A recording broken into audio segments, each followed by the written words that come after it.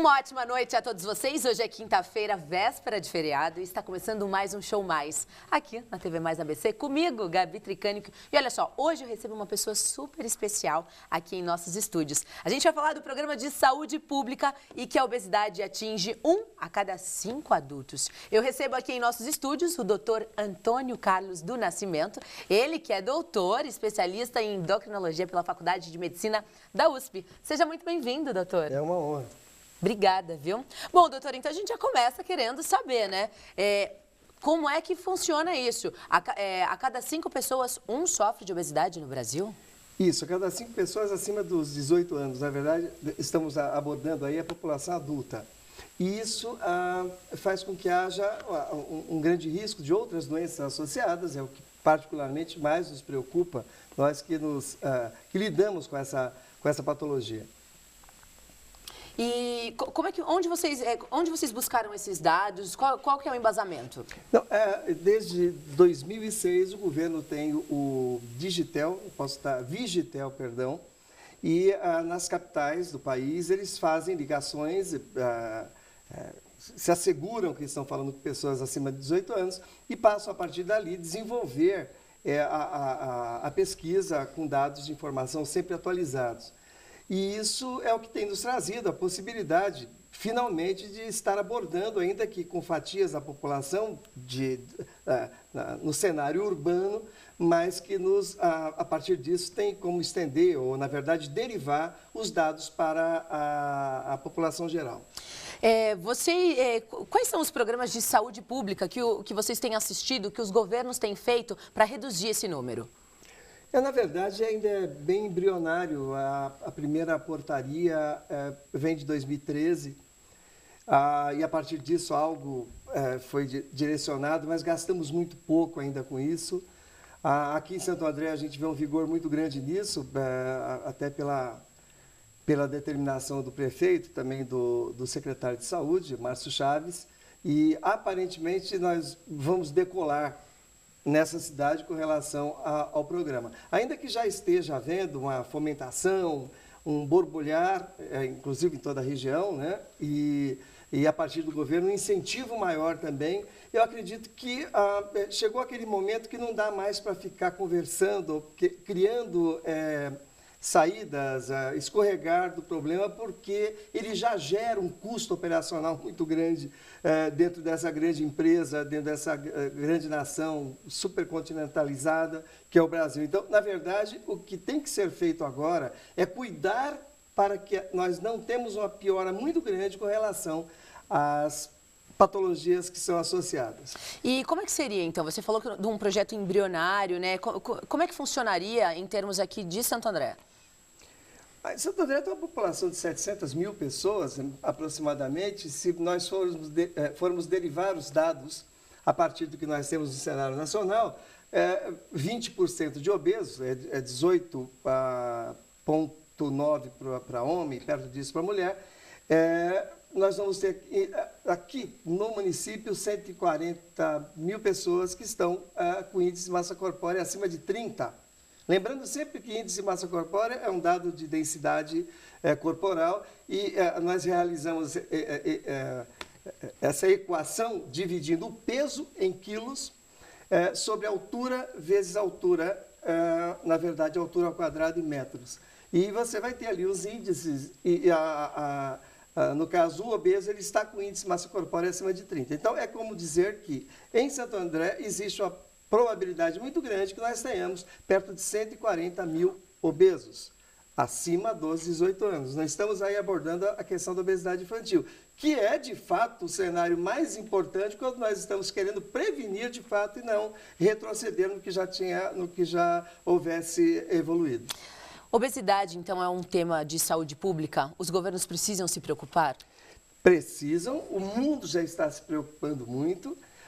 O Brasil ainda algo embrionário, como eu disse anteriormente, dedicamos pouco espaço a isso, talvez também tenhamos que nos envolver com algumas brigas de ordem de interesses, de grandes interesses, especialmente com a indústria alimentícia.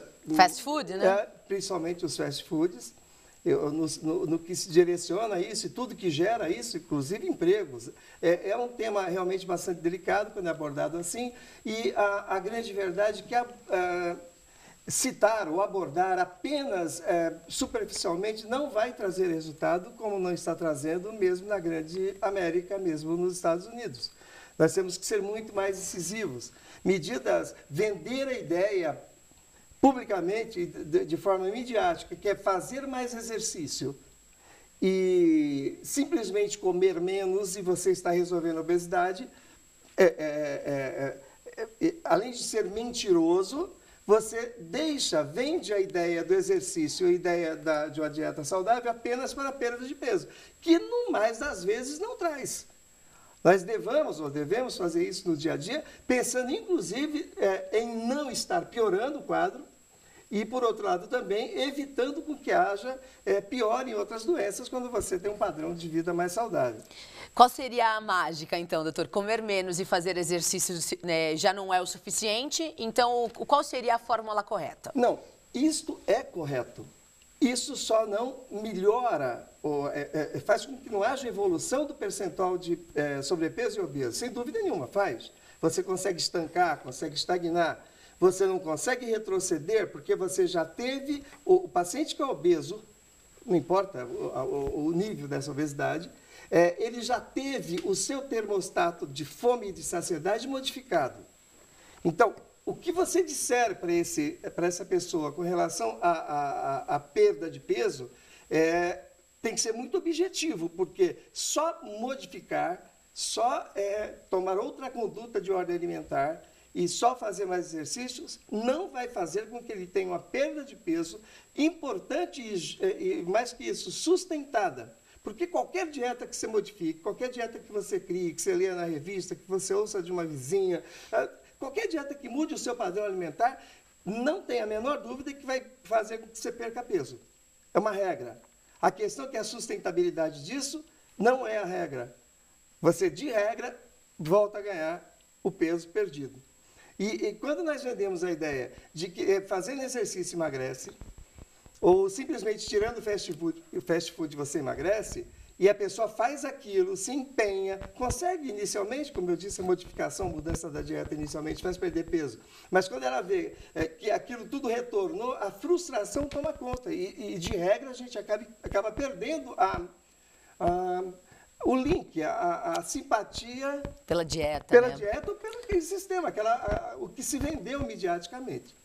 Doutor, você acha que então é preciso os governos aceitarem que a obesidade é uma questão de saúde pública? E finalmente foi em 2017 que houve um consenso de ordem mundial que aceitou a obesidade, que tem uma situação associada terrível. Primeiro que ela é plurifatorial. Existe um componente genético, existe um componente epigenético que nós precisamos discutir. Nós estamos meio que fazendo vistas grossas. É uma situação para nós conversarmos em outro momento, porque é algo complexo falar sobre isso. Existe toda uma abordagem que é necessária que seja feita com relação à informação para o paciente. Ele tem que entender que a conduta nova, de regra, faz com que haja uma perda de peso inicial e depois ele retorna ao peso anterior, que para balizar, de fato, um peso final que seja definitivo e magro, ele vai ter que estar ou tomando medicação, ou ser submetido à cirurgia, ou estar dentro de 10%, que eu particularmente até desconfio que não existem esses 10% que sustentem a perda de peso importante. Quando nós pensamos também em perda de peso, é a questão do percentual. Nós sabemos que até 10% de perda de peso, que não significa nada, o paciente está com 130, ele particularmente vai falar, olha, isso não me interessa. Mas com essa perda de peso de 10%, e ela não é impossível de ser alcançada só com medidas higieno-dietéticas, ou seja, mais exercício, uma dieta um pouco mais orientada, ela não é fácil, mas ela é bem direcionada, é possível. Já vai ajudar muito nas doenças que coadjuvam isso. Então, é uma doença plurifatorial, com vários fatores que podem levar à obesidade, e que, na verdade, além de plurifatorial na gênese, é plurifatorial também na gênese de outras doenças. Aí tem hipertensão, diabetes, uma série de outras. Você tocou num assunto interessante, diabetes. Existe um programa de diabetes também no Brasil, eu queria que o senhor falasse um pouquinho, e se é possível os governos municipais, trazendo aqui para a nossa região do Grande ABC Paulista, trazer esse tema que é tão importante. Esse talvez seja o mais... seja a ferida, né? Na verdade, resultante, inclusive, do péssimo destino que nós damos aí à orientação para a obesidade, aos trabalhos para a obesidade, vendendo essas situações que são fictícias, que não resultam, de fato, perda de peso sustentável. O diabetes acomete aí perto, era 5,5% da população, e a gente desconfia muito quando fala de estatística aqui no Brasil. Agora, o Vigitel não conta, mas... ainda assim, nós estamos falando de população urbana. Não sei se é possível derivar isso para o restante da população. Mas o diabetes atinge hoje perto de 10% da população brasileira. Nós estamos falando de 20 milhões de pessoas.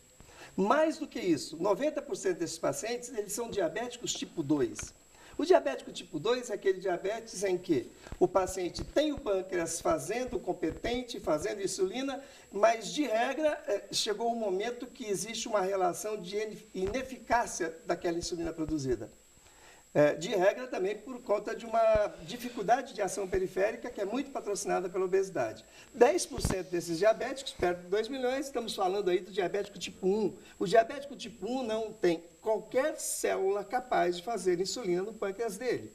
Então, são diabetes diferentes, com tratamentos diferentes, com abordagens diferentes, pelo menos quanto ao diagnóstico e com relação aos tratamentos da complicação ou das complicações.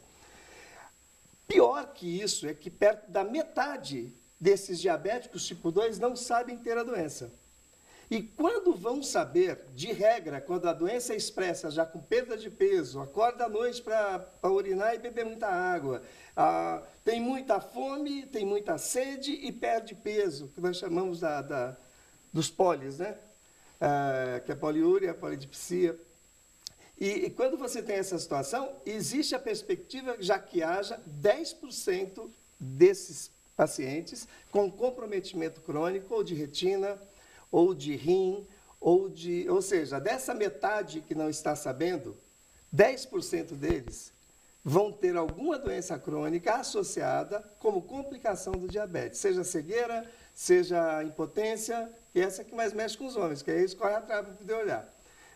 Senão não corre, né, doutor? Não faz preventivo, não faz prevenção, nada. Não faz nada, Mas eu acho que aí nós, como sociedade, nós temos que procurar, tem que existir uma busca ativa, e não só midiática, pensando em estar promovendo determinado governo, não. Ela tem que ser ativa em todos os setores do país, em todas as pequenas, médias e grandes cidades, todas as prefeituras devem estar empenhadas nisso. Você é daqui de Santo André e trabalhou na rede pública durante um bom tempo. Você ainda trabalha na rede pública aqui de Santo André? Não, ainda trabalho. Tem um programa que nós já estamos tentando aí, nesse sentido mesmo, fazer com que haja alguma decolagem no diabetes, de obesidade já está bem impulsionado. Eu acredito que é uma questão de tempo e pelo menos Santo André vai estar bem munida com relação à busca ativa, com relação à conduta, ao segmento e à estruturação para que aquele paciente continue sendo abordado ou sem complicações melhor, ou até pelas complicações geradas por obesidade ou diabetes. Como é que funcionam esses programas? Ele tem baixo custo para os governos, correto? Não tem exatamente baixo custo. O que eu particularmente entendo é que quando eu lembro que eu comecei, meu primeiro emprego foi em Mauá, em 1992, era um menino. E eu lembro que condutas, ou melhor, abordagens que não custavam caro, eu marcava de sábado uma reunião com aqueles pacientes que tinham mais dificuldade do controle do diabetes. E é uma coisa também que envolve a sociedade, envolve todo mundo. Mas envolvia tinha uma coisa um pouco ali de paixão envolvida, e dava muito certo, porque tinham pessoas comigo que faziam a mesma coisa. Iam de sábado, não tinham salário, aquele sábado nós íamos por nossa conta. Mas tem muita gente por aqui, por todos os lugares, capazes e a fim de fazer isso também. E eram medidas assim de orientação, de conversa, perto da metade, até 60% dos pacientes diabéticos, o que eles são mal orientados. Mas nós já estamos falando agora do paciente que já tem o diagnóstico estabelecido, que já buscou a rede pública, já tem cuidados, mas dependendo da abordagem que é dada a ele, e não precisa ser necessariamente por um médico, ele é capaz, o paciente, capaz de tomar nova conduta, uma nova maneira de conduzir o diabetes, que de regra, bem conduzido, traz como se fosse quase não ter diabetes, dependendo da situação. Meu Deus. Doutor Antônio Nascimento, e olha só, a gente vai para o intervalo bem rapidinho e na volta nós vamos falar sobre a volta das anfetaminas no Brasil. Não sai daí não, a gente volta daqui a pouquinho.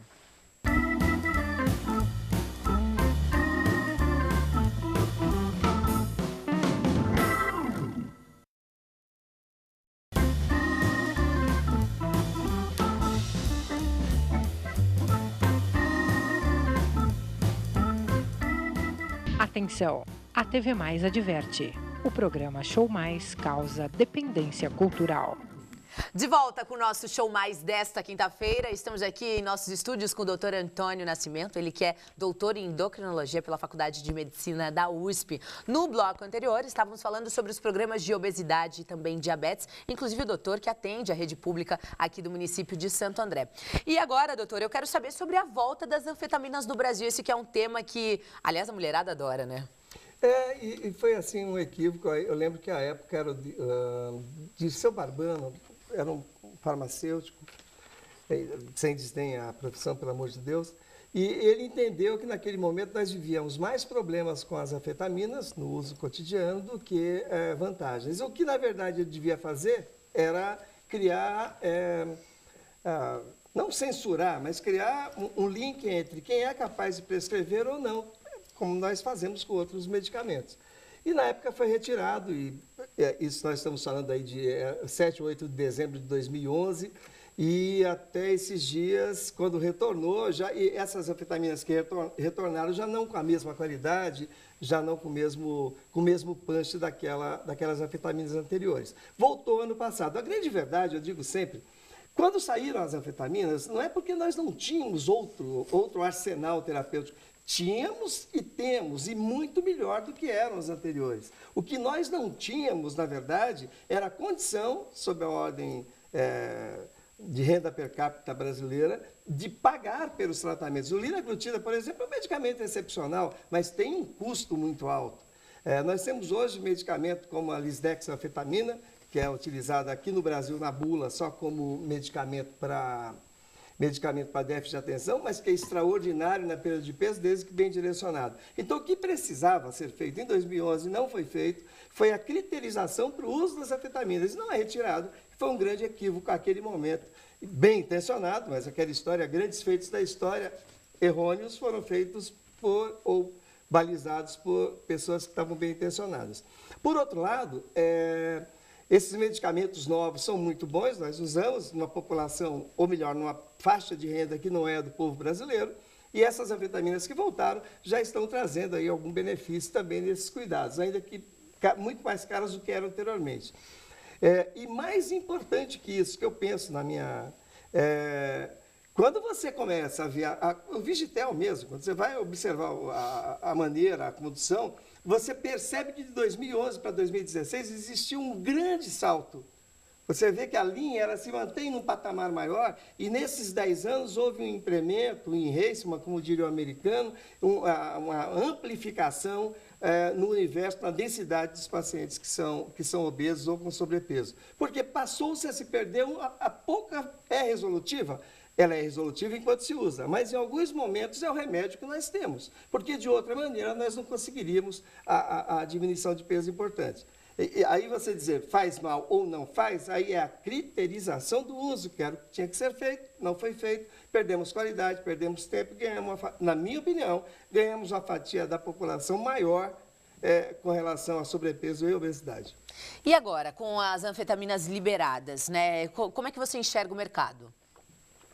As anfetaminas que foram liberadas têm um preço muito grande, na verdade... Ou seja, não tem fácil acesso. Já não é de fácil acesso como era anteriormente, ainda que também voltou novamente, sem a tal criterização que eu fiz a menção anteriormente, e é agora uma situação que faz com que a gente tenha que reinventar o tratamento para obesidade. Porque o custo do tratamento, que seria o tratamento acadêmico ideal, é muito alto. Tem que ser feitos em mãos habilidosas, pessoas que tenham esse trato com o paciente. Nem todo paciente pode tomar o mesmo medicamento. Existem critérios para você indicar ou mesmo contraindicar o uso do medicamento. A cirurgia bariátrica, ela é, de fato, no meu conceito de entendimento, a única situação possível, curável, ou pelo menos que traga grande benefício para o paciente, um paciente que tem acima de 40 de índice de massa corpórea. Obesidade mórbida não é para se fazer tratamento clínico. Obesidade mórbida, nós erramos lá atrás, agora vamos ter que consertar, não tem mais o que fazer. É improvável, eu não conheço ninguém, mas é improvável que um obeso mórbido venha para um peso que seja dito como normal, porque ele decidiu que ia ficar magro. É improvável. Eu não estou dizendo impossível, porque eu não sou dono do mundo, do planeta, não olho tudo. Mas é improvável. Então, nós temos que ter políticas públicas, e já estão, mais uma vez, dizendo, dentro de um processo embrionário, destinando fluxo para isso. Mas nós temos são perto de 3%, 200 milhões, perto de 7 milhões de pacientes obesos mórbidos no país. É gente demais. É muita gente. É muita gente. Praticamente estamos equilibrados com os Estados Unidos, porque os Estados Unidos é um número muito avançado, né? Não, quando falamos de percentual, os Estados Unidos um pouco mais, sem dúvida nenhuma, até porque... O fast food domina, né, os Estados Unidos. E percentualmente nós estamos muito assemelhados. O mundo ocidental está assim, quase cabeça a cabeça. Está faltando muito pouca coisa para ficar todo mundo parecido. E o que falta para as pessoas entenderem que uma vida saudável, todos têm a ganhar, inclusive a saúde pública. Se gasta menos com remédio, se gasta menos com medicamentos, enfim, se gasta menos com tudo. Aí a questão é, como eu disse anteriormente, o termostato da fome, da saciedade, que é o controlezinho central, está ali dentro do cérebro, na verdade, na área do hipotálamo. É um fato, inegável. Só que uma vez que ele é modificado, a probabilidade de você reverter, pelo menos com os conhecimentos atuais, com os medicamentos e condutas atuais, é nenhuma. Então, nós temos que cuidar da vida intrauterina, provavelmente da conduta de mãe e de pai, aí entra a tal da epigenética, nós temos que abordar isso bem especificamente, que é um tema muito grande. Desde o pai e a mãe, a conduta deles, talvez até a conduta gestação, e o que a mãe se submete com relação à conduta comportamental e alimentar. Aí entra cultural, né? Então, acredito que seja cultural, doutor. Vamos mudar um pouquinho de assunto? Vamos falar que a Comissão da Câmara aprovou recentemente, então, um projeto que facilita o registro de agrotóxico. Isso foi tema, foi pautado nacionalmente e eu vi uma matéria na revista Veja, eu queria que você falasse, então, um pouquinho sobre isso. Os agrotóxicos, na verdade, é a questão só de... retrocesso, né? Total. Nós temos agrotóxicos aqui, já foram retirados de outros lugares aí do planeta há 20 anos. Pelo menos há 10, com certeza, que tem, sabidamente, um viés de estímulo a crescimento a tumores, a cânceres, propriamente dito. E essa situação faz com que eu particularmente, fico muito preocupado. Eu acho até que a ideia dessa trupe lá dentro do Congresso não seja uma ideia ruim. Eles querem, é impossível imaginar um mundo sem os defensivos agrícolas. Provavelmente o planeta passaria fome. E por conta disso, aquilo que se pensou para 2000, quando era criança, que ia faltar comida, não faltou por conta dos agrotóxicos, dos defensivos agrícolas. Agora, tem que haver aqui no Brasil justamente um comedimento com relação a isso. O que nós vemos aqui é uma questão de preocupação pela produção e não importa se o aviãozinho está jogando veneno ou não, ou o quanto de veneno está jogando e o quanto isso é realmente tóxico ou não. Eu não acho que nós tenhamos que ser rigorosos ao ponto de proibir, isso não faz sentido nenhum. Agora, não pode criar uma libertinagem sob a ordem, que eu não acho que é isso que aquele grupo de deputados queira, honestamente não acho. Acho que estamos vendendo também um pouquinho de equívoco nisso, eles são criteriosos, mas eles precisam vender isso de maneira mais científica para que nós, da sociedade, entendamos isso melhor. Doutor, mas quando a gente fala em hortas orgânicas, né, em comidas orgânicas, principalmente trazendo para esse mundo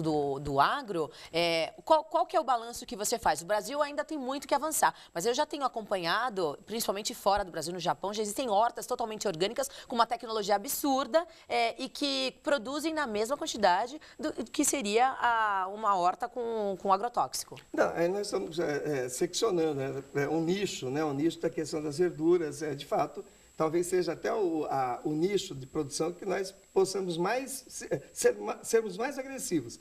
Mas quando nós pensamos em outros derivados agrícolas ou produtos agrícolas, não é tão simples assim. Não é só o alface, não é só o tomate, por exemplo, é de uma dificuldade absurda, por mais que você procure. Eu conheço pessoas que só fazem a questão da... Aliás, eu particularmente tento começar as coisas orgânicas, nem sempre é possível. Mas e tenho conhecimento dessa turma que mexe bem com essa... não é tão simples, não é tão simples. Hoje, a gente tem visitado, né, algumas feiras, existem lá, tem uma feira imensa e uma barraca de orgânicos. Então, assim, a gente sabe que falta muito para a gente avançar.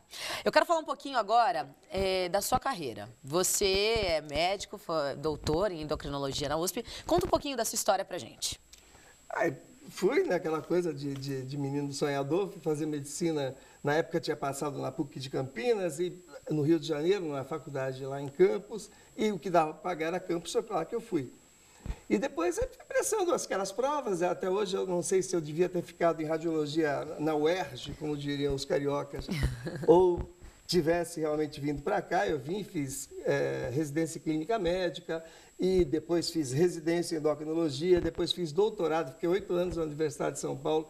Eu acho que eu fui um dos primeiros sujeitos desse país, ainda que saiba muito pouco hoje, a mexer com essa coisa toda das genéticas, as doenças que têm relação com que são fundamentadas por alterações de ordem genética no genoma das pessoas. E foi indo, né? E depois fui um dos melhores pesquisadores por alguns anos seguidos dentro da ciência brasileira. Fui assim, um pequeno cientista, à época novinho ainda. E agora, e como é que você disse que seu primeiro emprego foi em Mauá? Primeiro emprego foi em Mauá. Na saúde de Mauá. Grande, Por onde? Onde você atendia? Eu trabalhava, não logo BS, Hospital Nardim? Na época não tinha, era UBS, e você tinha naquela UBS um serviço associado ali, que seriam as UPAs de hoje. Era isso. Aí depois tinha o hospital, que era o Nardim, né? Acho que existe até hoje. Existe. Não, existe, eu digo, dentro da rede, né? Segmentaram um pouquinho ali. E foi isso. Aí, depois eu terminei a faculdade, terminei o doutorado, montei consultório, por algum tempo fiz só consultório. Foi mais ou menos isso. E aí veio para a rede pública de Santo André. Isso é recente. Isso é recente. Não sei até quando eu consigo... E qual que é a experiência de atender uma rede pública? Qual que é a diferença? Pesa pra gente. Poxa, são pacientes diferentes, com abordagens, necessidades diferentes, com problemas diferentes. É uma abordagem, dá para pensar que perto de 60% desses 700 mil aqui de Santo André sejam SUS dependentes, ou seja, não tem outro recurso que não a rede pública. Eu acho que essa prefeitura, e a anterior também, sobre o que pudesse, está bem focada na questão da preocupação. Acho que a questão agora é das fontes, né? De onde o fator gerador de dinheiro para isso tudo, que não é tão simples. Muito obrigada, doutor Antônio Nascimento, especialista em endocrinologia pela Faculdade de Medicina da USP. Foi um prazer te receber aqui no estúdio da TV Mais, portas abertas. E sempre que a gente tiver um assunto pertinente aí, você que é um consultor da área, colunista também da revista Veja, portas abertas aqui pra gente. Muito obrigado. Lembrando, e honradíssimo, lembrando que temos que cuidar da obesidade na infância. Eu acabei ali perdendo tempo, mas fica aí a abordagem. Tá ótimo. E o Show Mais dessa quinta-feira vai ficando por aqui. Eu volto daqui a pouquinho ao vivo no J Mais ABC. Uma ótima noite, bom feriado.